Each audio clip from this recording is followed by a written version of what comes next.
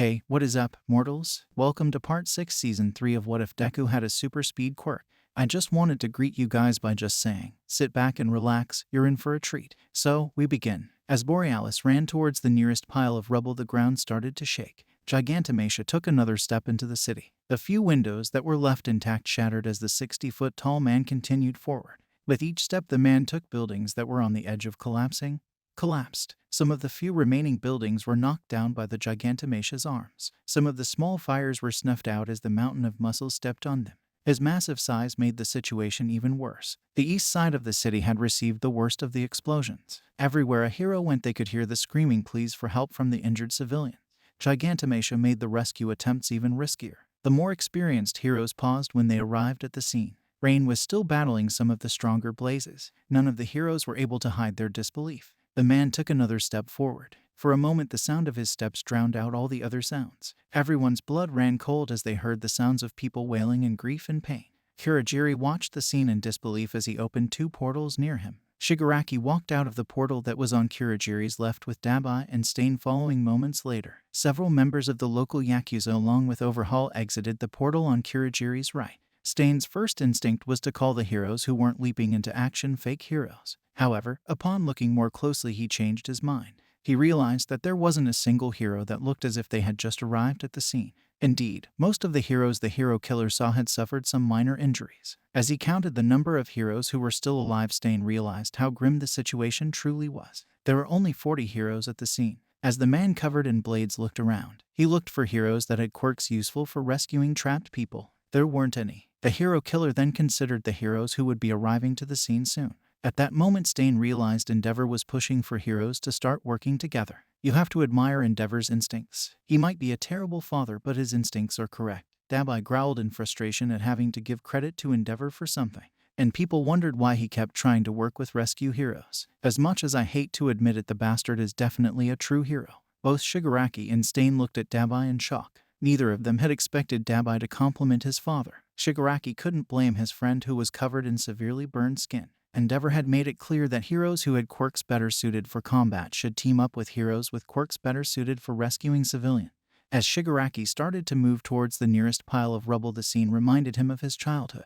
For the first time, the blue-haired villain wondered if that was why heroes hadn't helped him. He reached out for a large piece of debris that was in a precarious position on top of the pile of rubble. The villain kept his thoughts on disintegrating the item he was touching. Shigaraki realized that hero society was oversaturated with heroes with combat abilities. As the debris he was touching turned to dust, the surrounding debris started to break down.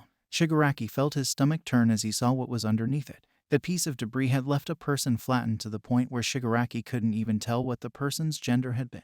Everything beneath the person was completely soaked in blood. For the first time he truly understood why his master, All For One, respected All Might so much. The smile that the blue-haired villain once despised took on a new meaning as he quickly averted his eyes. He couldn't imagine how difficult it had been for All Might to put someone's mind at ease during a situation like this. To think I once despised the smile All Might wore. However, this situation shows why his smile was necessary. Shigaraki grimly muttered to himself as he realized just how horrible the situation was. I guess hero society needs quirks that make it easier to rescue people. It would appear as if Metal Liberation Army perfectly targeted society's weakness. A couple of 100 yards away, both Borealis and Ingenium started to leap into action. The two provisionally licensed heroes knew that they could fight the hulking behemoth.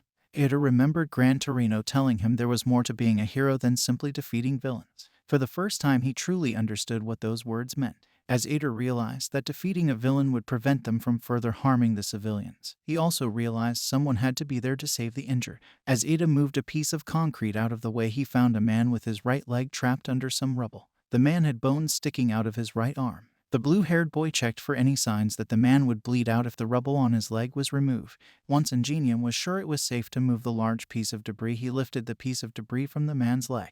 As Ada was running over to one of the portals with the man in his arms, he saw his green-haired friend searching for other victims. Sweat dripped down Borealis's face as he took a sip of water. But before the sweat could drip from his face, it evaporated from the heat Izuku was generating.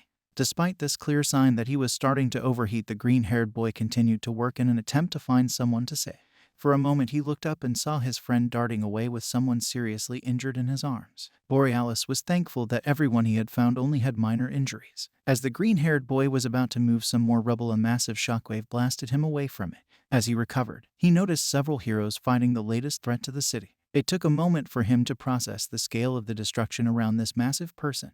Borealis watched as the behemoth slammed his foot into the ground again. Moments later, he saw several heroes flying through the air. Scarlet feathers swiftly flew towards each of the airborne heroes. The feathers then embedded themselves in the heroes' uniforms before lowering the heroes to the ground safely. Izuku felt the shockwave push him backwards a few feet. The pile of debris in front of the green-haired boy only grew larger. Borealis raced forward as he realized what was happening. Each time the villain flattened the area so he could move more easily, the rubble was pushed away from him, which meant that any civilians trapped inside of the debris were vulnerable to debris shifting and injuring them. It also made it harder for the heroes to pull the trapped civilians out of the rubble. Despite the horror that was unfolding before his eyes, he smiled. I'm glad the only other member of Class 1 that's here is Ida. At least our other classmates won't have to experience this. Borealis muttered sadly as he ran towards a massive pile of rubble. I wish this guy would leave the city already. He's only making the situation worse. How many people has he inadvertently killed? Borealis started moving debris away from the pile. He was very careful not to cause the debris to shift. The last thing Izuku wanted was the pile of debris crushing a citizen because of how he moved it. The green-haired boy found a woman trapped underneath a metal cabinet. As he was examining the debris around the cabinet, Overhaul walked up to him. With a deep breath, Chisaki placed his left hand on the cabinet. The metal deformed around the Yakuza member's hand, and in the blink of an eye the cabinet reformed into a curved slab of metal. Without wasting a moment, Izuku grabbed the woman and moved her away from the rubble. Once he was far enough away from the rubble, Borealis started checking the woman for injuries. The green-haired boy noticed that the woman had several deep cuts on her legs. Her left arm was bent at an odd angle and her breathing was irregular and weak. The people in this city have suffered enough. This is just sickening to watch. For the first time I understand why the boss frowns on killing people. Overhaul growled in frustration as he grabbed the woman's head. I'm going to use my quirk on her. I will simply reassemble her body. This way we reduce the number of seriously injured people entering the hospital. Chisaki's skin crawled as he activated his quirk on the injured woman. For the first time, Overhaul felt that he was repaying the debt he owed the leader of the Yakuza. For a brief moment, the woman's body completely disappeared. Seconds later, the woman was reassembled without any injuries. The man wearing the plague doctor's mask was about to say something when Gigantomachia swung his left arm in an attempt to knock away the heroes attacking him. The wind generated from his swinging arm sent the heroes and some debris flying. Borealis ran against the wind in an attempt to get to the people in need. As the giant pulled back his arm to swing it again, the dragon hero Ryuko arrived. She quickly transformed and grabbed her opponent's arm in an attempt to prevent him from attacking. For a brief moment, the behemoth paused. Despite Izuku's desire to observe the fight, his instincts to save people prevailed.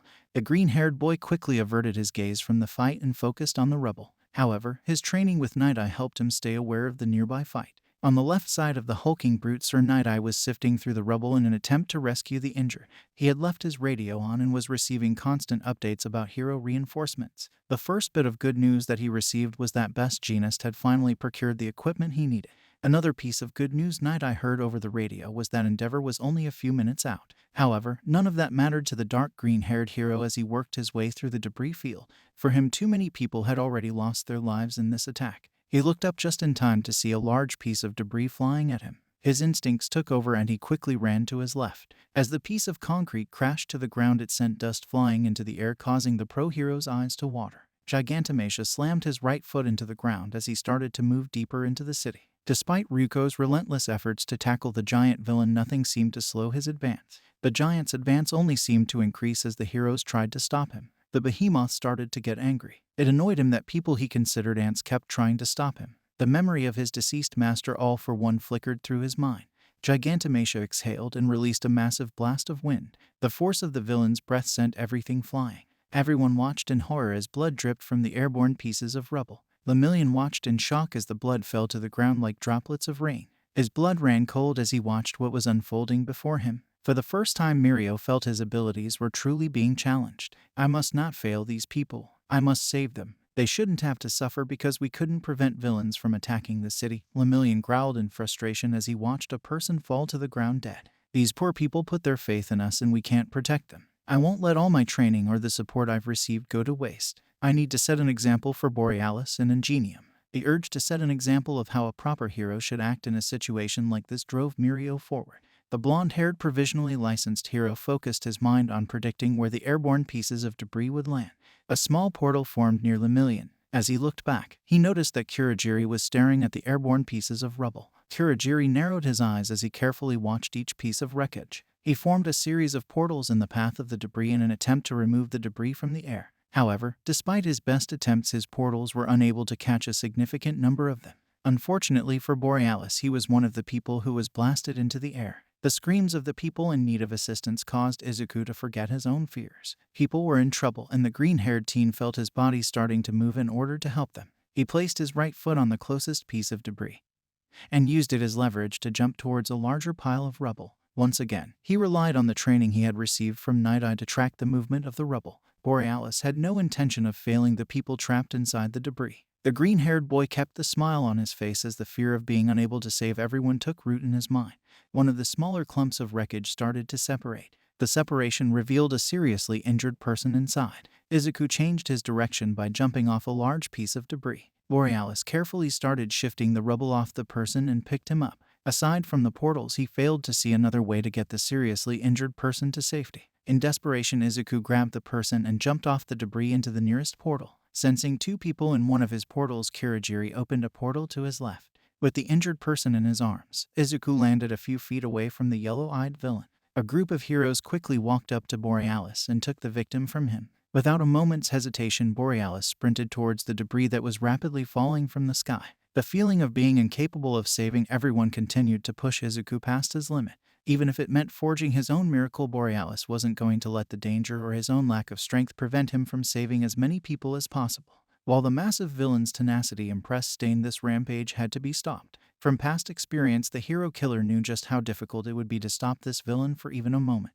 The blade-covered assassin could only imagine how close this behemoth was to entering a blind rampage. It occurred to him that comparing the actions of other heroes to All Might was unfair. He ignored the scene unfolding behind him as he focused on Gigantomachia. While he couldn't save the injured people, he could immobilize the towering villain for a short period of time. As Stain rushed forward, the 60-foot-tall villain took several more steps. Despite the valiant effort of the heroes, Gigantomachia's left foot landed on a massive pile of rubble. The remains of the building were crushed under the villain's tremendous weight. It was as if the villain was talking to the heroes through his actions instead of his words. Everyone watched in horror as the villain's right foot obliterated the massive pile of rubble. The only sounds people could hear were the screams of the people being crushed under the weight. Everyone felt as if the Gigantomachia was simply telling them that their existence was meaningless to him. Gigantomachia's presence was beginning to terrify the heroes who were fighting him. None of their attacks seemed to have the slightest effect on the towering villain. Borealis's adrenaline started to pump as he watched the ever-increasing destruction. The villain's giant steps brought him farther into the city, endangering even more people. Despite the fact that there was a major villain attack, most people hadn't had a chance to evacuate because of the constant barrage of explosions that had only recently stopped. Izuku recalled the destruction that All for One had caused. The images he saw from the hospital, along with the scene where All Might fought his greatest enemy, flashed through his mind. Borealis wanted to give the civilians a reason to hope everything would be all right once a hero arrived. Izuku felt his fears slowly fade into oblivion as his will to save people and give them hope burned within him. Thank you, All Might. Even dead, your lesson of smiling in the face of adversity is giving people comfort. I wish you could see me saving these people with a smile on my face, Borealis said to himself as he felt his sadness slowly ebb. Your desire to save people and create a better future will live on. Thank you for being the greatest hero. For the first time, Borealis was freed from the sadness he felt from All Might's death. All Might's desire to save the innocent and put their minds at ease was embodied in the heroes currently trying to resolve these attacks. A testament to All Might's impact on society was that even in this hopeless situation, heroes were still attempting to save the innocent. As Izuku passed the behemoth, several incredibly hot ropes of fire encircled Gigantomachia's arms. Gigantomachia, we will defeat you and bring an end to the terror created by the symbol of fear. Your days of terrorizing people will end today, Endeavor defiantly shouted as he tried to rally the few remaining heroes. The path of the mighty is to protect those weaker than us. What purpose would there be to our strength if we didn't use it to protect other people? Endeavor smiled as he absolutely hated the speech he just gave.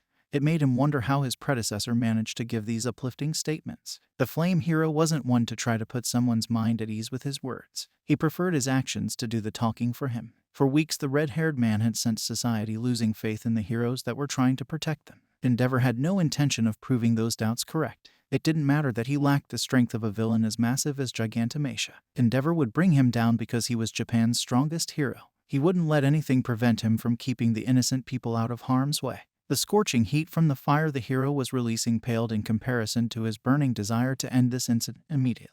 He released fire from his feet and propelled himself towards the towering villain. Gigantomachia sensed an opponent charging towards him. As he turned around, he destroyed even more buildings. A few of the buildings that Gigantomachia's fist hit somehow managed to remain vertical. The behemoth grabbed the dragon hero out of the air and tossed her aside. Borealis ran into one of the buildings that Gigantomachia had just hit. Although the building had inexplicably remained standing and was in serious danger of collapsing, Izuku didn't hesitate and charged in to help evacuate the people trapped inside. The first thing he did was look for the seriously injured. The green-haired boy was thankful that the people inside the building had suffered only minor injuries. Borealis quickly guided the civilians to a room with a broken window. He then quickly ushered the people through the window and away from the building.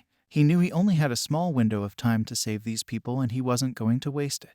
Gigantomachia backed into a building as Endeavor's fire began to burn him. The sudden impact caused the building to the west of the one Borealis was in to collapse, closing off the exit route that Borealis was using. Making the situation worse, the building they were in started to crumble. Izuku kept a lookout for any potential dangers as he encouraged the citizens to stand near a part of the wall that seemed stable. A small girl stood frozen in fear at the far end of the room when Izuku noticed something starting to fall on her. The citizens watched as Borealis rushed in to save her. The large piece of debris was close to hitting the girl as Borealis reached her. In that instant, Izuku grabbed the young girl and carefully moved her away from the falling object. However, he was too slow to get out of the way of the falling piece of rubble. Everything went black for the green-haired boy as he was knocked to the ground. Every cell in his body was sending pain signals to his brain.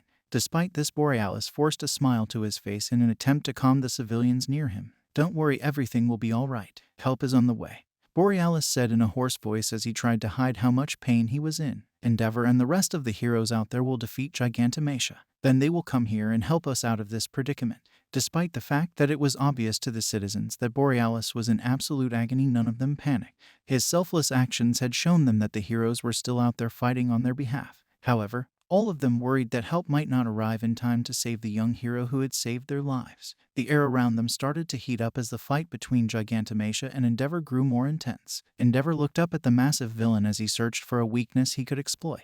Despite battering his opponent with the hottest flames he could produce, all he had managed to do was deliver minor injuries. The villain was simply so massive that the damage ended up spreading out over a wide area, rendering the attack virtually ineffective. The flame hero watched in mild annoyance as the villain moved towards him once again. Endeavor propelled himself into the air so that he was just above his opponent's head. Instead of attacking his opponent with more flames, he compressed them until a ball of blue light started to form just above Endeavor's hand.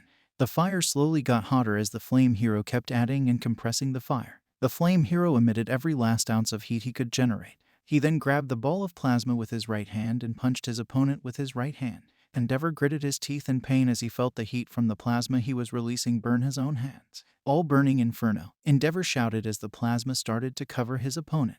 Endeavor felt satisfied that the technique he had worked hard to create after his predecessor's passing did what it was supposed to do. The flame hero started developing this technique specifically to show the citizens that the heroes would always rise to the challenge. He just wasn't expecting to use the technique before he had completely perfected it.